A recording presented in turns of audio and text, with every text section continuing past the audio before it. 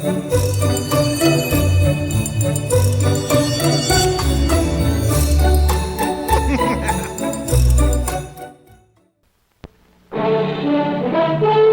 Dupont Theater, brought to you by DuPont, makers of better things for better living through chemistry.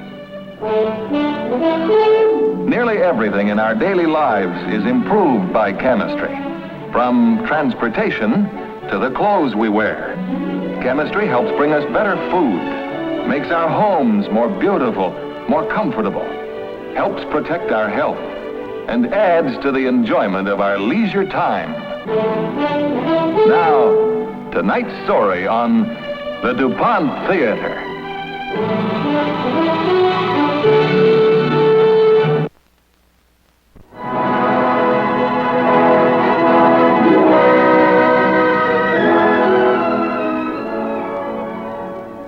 This is the story of my friend Bob Richards, minister and Olympics champion. It began in the year 1943 in Champaign, Illinois. This is my church. I'm Merlin Garber, a minister. My wife Dorothy, who shares my life and vicissitudes and loves every moment of them. Thinking or working? Thinking. Oh, that's too bad. Oh, I suppose every minister runs into this difficulty once in a while.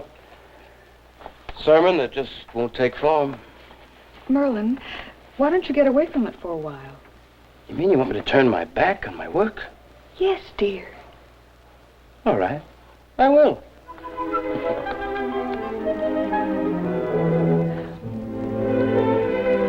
But a problem is not so easily dismissed.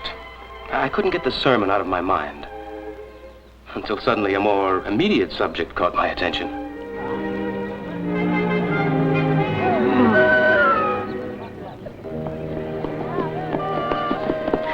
Say, that was pretty good broken field running, boy. You know something about football, mister? Well, a little, I guess. Played some in college. Why don't you get in the game? We can use another man. Oh, I don't know. I thought maybe I'd coach you fellas a bit. Well, you can coach us while you play, can't he, fellas? Sure. Come on. Come on. Oh, you better do something about those. Oh, that's right. Come on.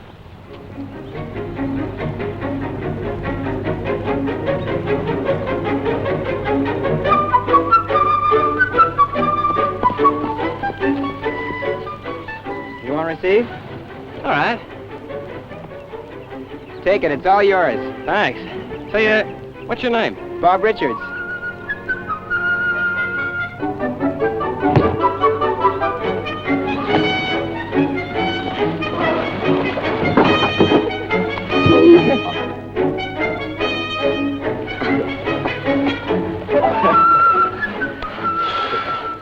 May I, ask what this game is called? Sure. It's called Kill the Guy Who's Got It. I see. I see. All right, let's go. Well, I sure would like to stay and play some more, boys. The only trouble is I have to go home and finish up a sermon. Sermon? You mean you're... Oh, I'm sorry. I should have introduced myself. I'm the Reverend Merlin Garber. Perhaps I'll see you boys in church some Sunday. Say, I know your church. Nancy Harrison goes there. Now, why don't you get her to bring you sometime? She's already tried. Maybe next time you'll try, huh? So long.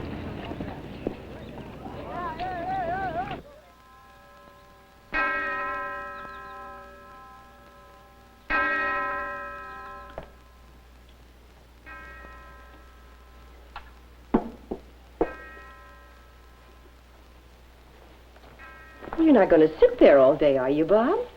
There's nothing to do. Oh, there must be many things to do. For one, you could study if you intend to remain at home.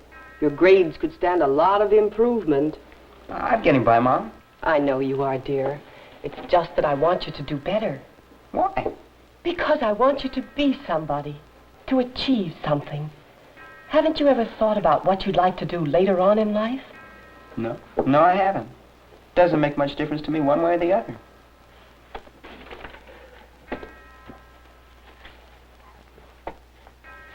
Don't worry about me, Mom. I'll be all right.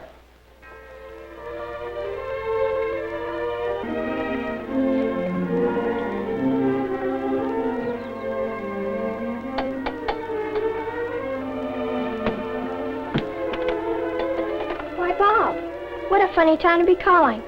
I was just on my way to church. Well, I know. I don't understand. I want to go with you, Nancy. You, Bob Richards, want to go to church? Oh, never mind. I guess it's kind of silly anyway. Bob, wait. It's not silly. I'm glad. Just a minute, I'll get my coat.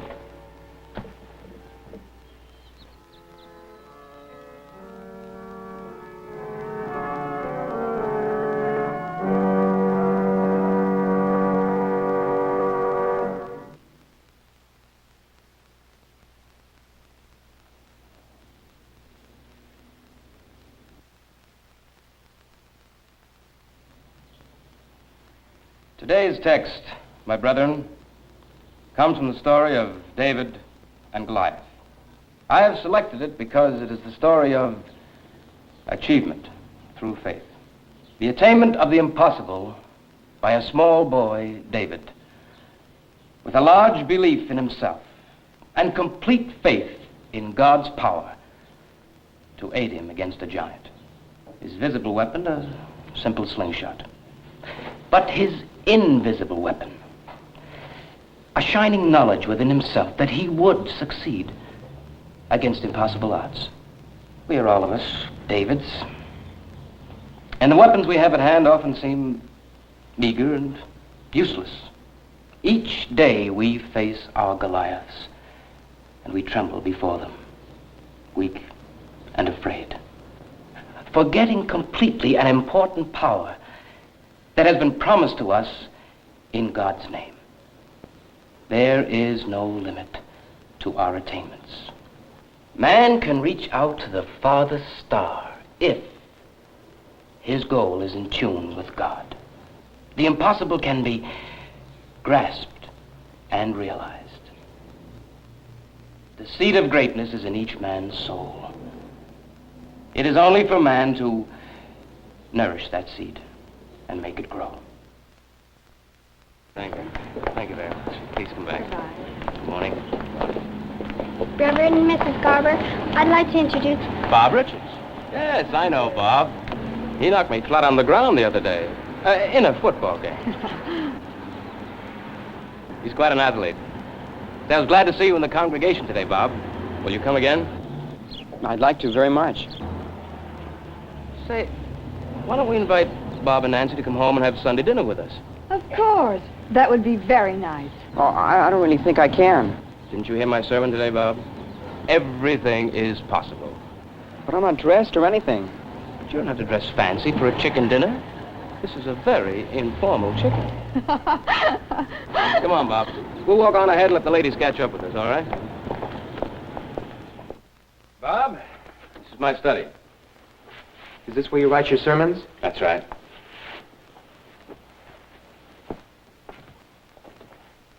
Tell me about yourself, Bob. Oh, there's nothing much to tell.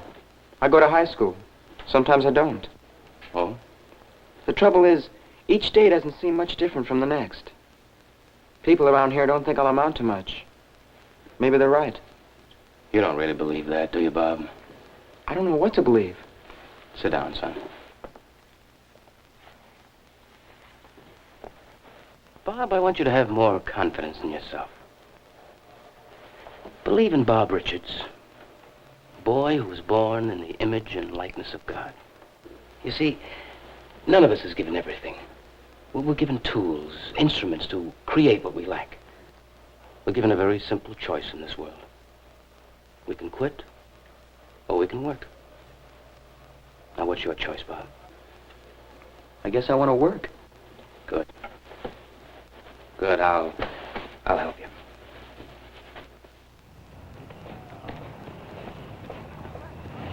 Hey, Bob. There was one activity in college that always fascinated me. Pole vaulting. Never had much time for it, but I always thought it represented something pretty close to the absolute in athletic achievement. Flight of a man toward the sky. You ever tried it? Oh, just fooling around. I jumped a little in junior high school. Want to try it now? Okay. Good. I'll set up the bar for you. You go ahead. Don't let it scare you.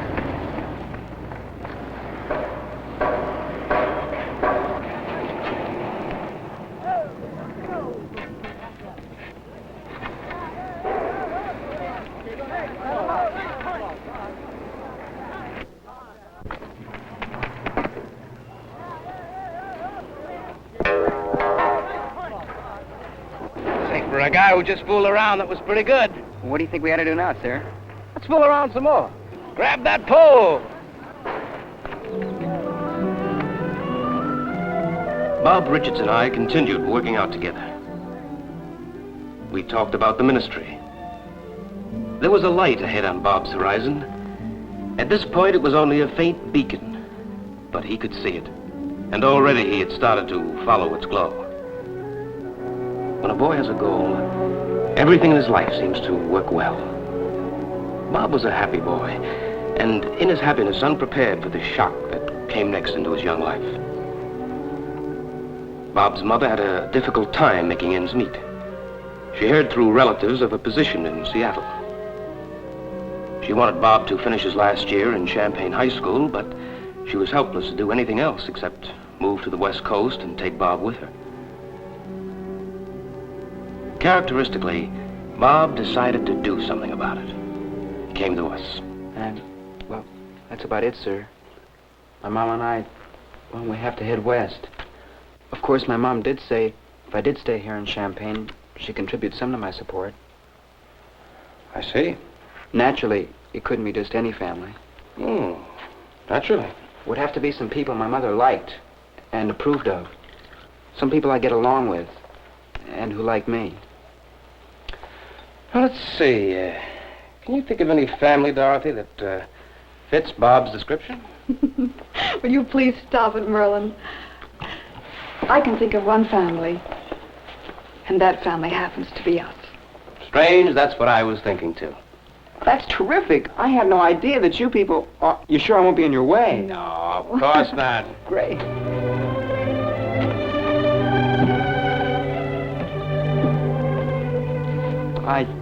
I know. You just happened to bring your bag. Welcome home. We'll return to our play right after this message from Dupont. I'm John Kennedy, and I'd like you to meet the famous African big game hunter and member of the All-American women's skeet team, Mrs. Thelma Anguish. Hello. She's going to demonstrate the remarkable advantages of a new finish for aluminum, porcelain enamel, a Dupont development. All set, Thelma? All set, John. Fire away.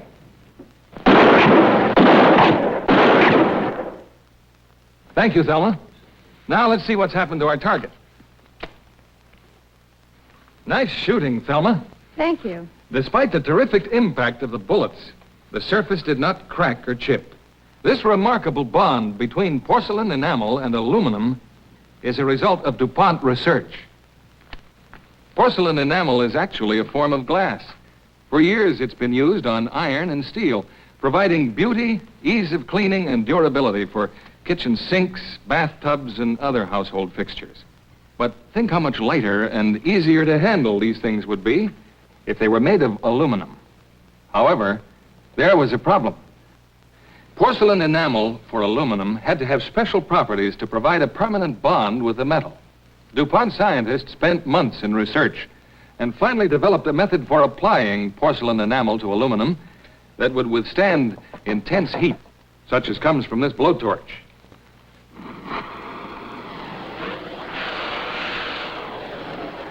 That would resist such things as lipstick, vinegar, grease, and detergents. That would not chip, even when struck a hard blow by a hammer. Today, DuPont porcelain enamel for aluminum comes in a marvelous array of colors that are used by many manufacturers to make all sorts of things that are light and easy to handle. It turns up as tile. That's a cinch for the do-it-yourselfer to install in a bathroom or kitchen.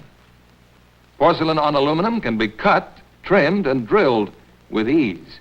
Yet it's so durable it will last for years without refinishing. Stores throughout the country now feature many richly colored aluminum kitchen utensils. Their outer skin is porcelain enamel, and they resist chipping and cracking and will not burn. And in the future, we should be seeing porcelain enamel aluminum in bathtubs, kitchen sinks, and other home appliances that will be lighter in weight, easier to transport and install.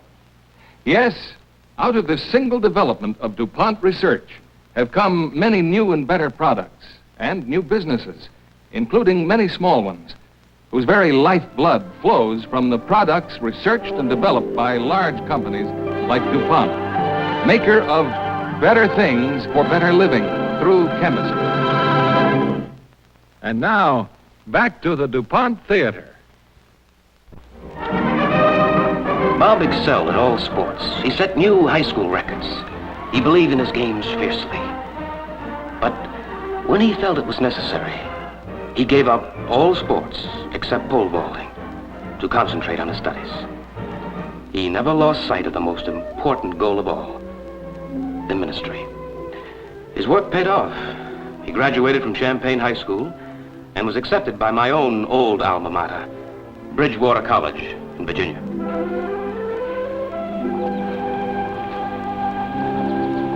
Hey, what do you got here?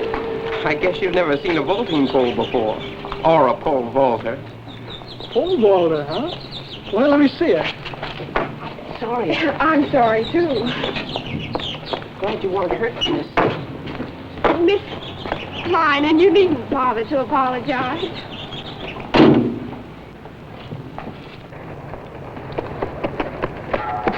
Well, looky here. It's our pole toting friend. Coach, what's the school record in the pole vault? It's 12 feet. Would you mind setting it at 12.3? Why? Because I'm going to jump over it. 12.3, Dick. Dick, I'll bet he makes it.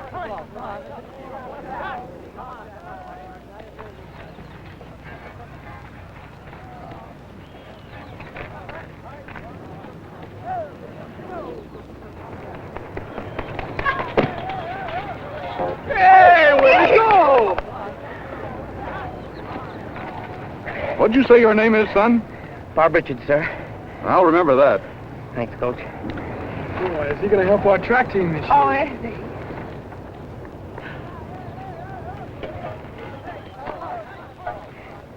Hello, Miss Klein. Hello, Mr. Richards. I see this pole has other uses. Miss Klein, would you mind if I walked with you?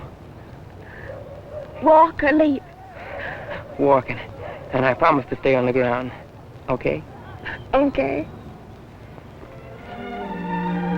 There was no use trying to pretend. We had to admit that we missed Bob as though he had been our own son. And now the spool of months had rolled around again to the second Christmas since Bob had gone away. I don't understand it. No Christmas card from Bob this year. I don't understand it either.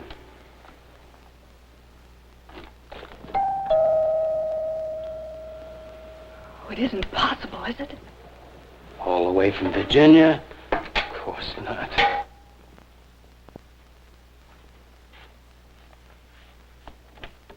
Bob! Bob, how wonderful. You hitchhiked all the way. Well, not exactly, no. I've got a surprise for you. What could it possibly be this time? Well, I'm married. Married? Oh, I am too. I'd like you to meet my wife, Mary. Oh, I'm so happy for you, for both of you. Now, how did all this happen? Well, you start off by bumping a girl with a vaulting. Oh, now, come on, be serious. Oh, he is being serious. I'd rather tell you about the future than the past. We're both going to enroll at the University of Illinois.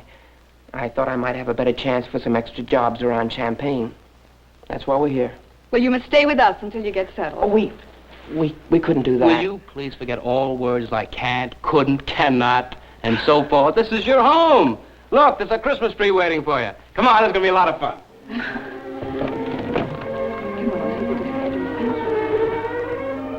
Bob and Mary enrolled at the University of Illinois and attended classes. Just like two ordinary students who weren't deeply in love with one another.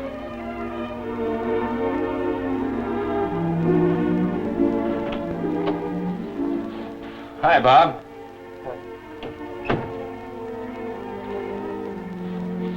What's the matter with you? I'm sorry, I just got some bad news. About what? You remember those scientific tests we took at the university?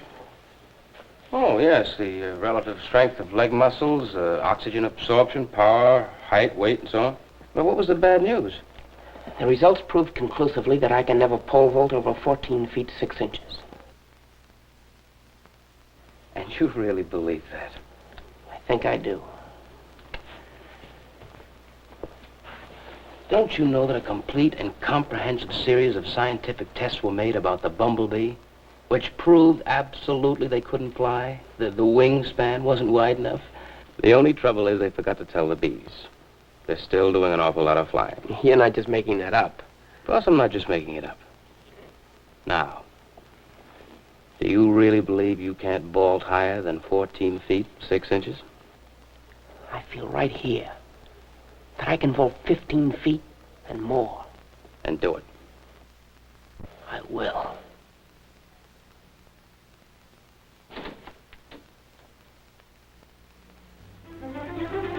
Bob Richards didn't make the 15-foot mark overnight, but he advanced steadily toward his ambition. 14.6.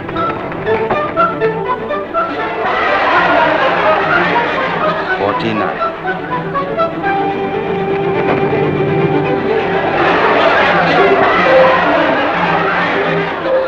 And finally, Madison Square Garden. Bob rose higher and higher, inspired by complete belief in himself, until he reached his goal, 15 feet 1 inch.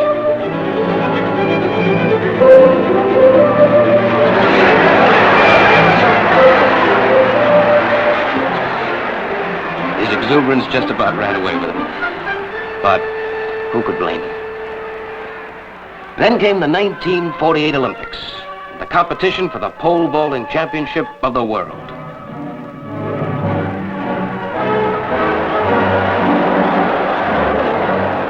As the heated contest reached its close, the contestants faced the final leap for the gold medal.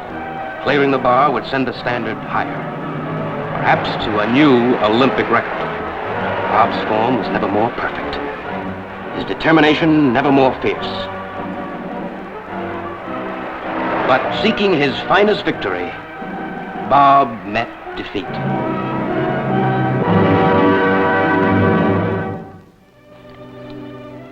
And now here is the Reverend Bob Richards himself in this final sequence of his story. In the years that followed, years of study and hard work, Bob dreamed of two things: his work in the church and winning a gold medal at the 1952 Olympics. One goal he achieved. He was ordained a minister, although he had yet to preach his first sermon. But as for the gold medal, well, the defeat of 1948 had somehow weakened Bob's belief in himself.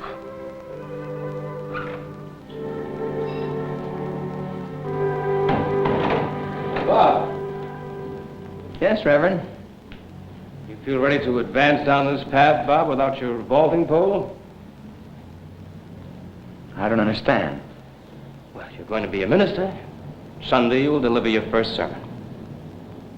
Oh, no, I'm not ready. That's just too soon. Yes, but you've been preparing a sermon. Why is it too soon? Well, I know, but it's just too soon, Merlin. I'm just not ready.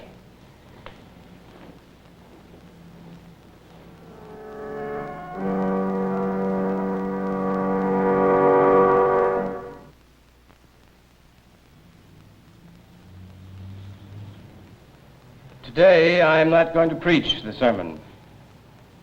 Instead, you'll hear from a newly ordained minister, someone we all know and love. Many of you know him from his achievements in another field. Today, you will hear the first sermon of the Reverend Bob Richards.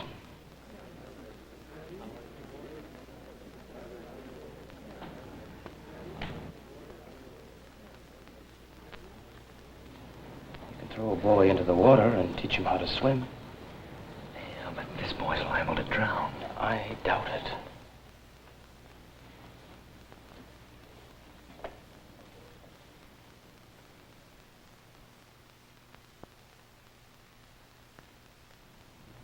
The impossible is possible. In my few years, there are three things that I've learned. That one's religious belief expresses itself in all of life. That greatness of living means greatness of faith. That if one is in perfect communion with God, His horizon is infinite. With God, all things are possible. One of the greatest statements ever uttered was the statement made by Jesus when he said, "Only believe. All things are possible if you will only believe." If we could accept this in our hearts, it would be amazing what God can do for us. With God, there is nothing that can be labeled impossible if it represents a cause greater than self. The Olympics of 1952, and in the giant stadium at Helsinki, athletes from all over the modern world had assembled to take part in one of the noblest traditions of the ancient world. Thousands of spectators looked on as the colorful preliminary ceremonies heralded the opening of the traditional games. And among those was Bob Richards, representing the United States. The competition was fierce and ruthless. Inevitably, as Bob Richards saw one pole vaulter win, another lose, his thoughts went back 4 years to his own defeat and disappointment at the Olympics in England. Would he fail again? Bob did not permit this disturbance to overwhelm him. His belief in himself was now complete. It merged within him in perfect communion with God, in prayer. Never a prayer to win, always a prayer that he would do his best. Whomsoever shall profess his belief in me before all men, him I shall doubly bless. In essence, the entire world looked on that day in Helsinki when Bob bowed his head in prayer.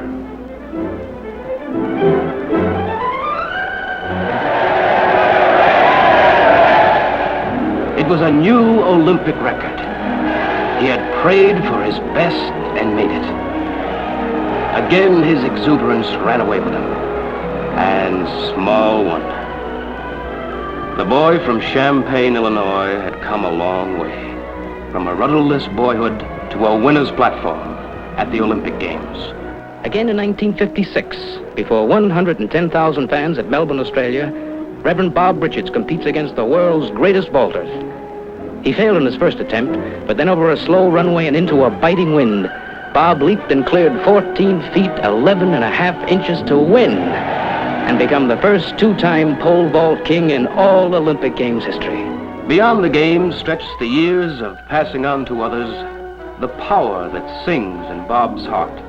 A power that springs from a belief in God and self.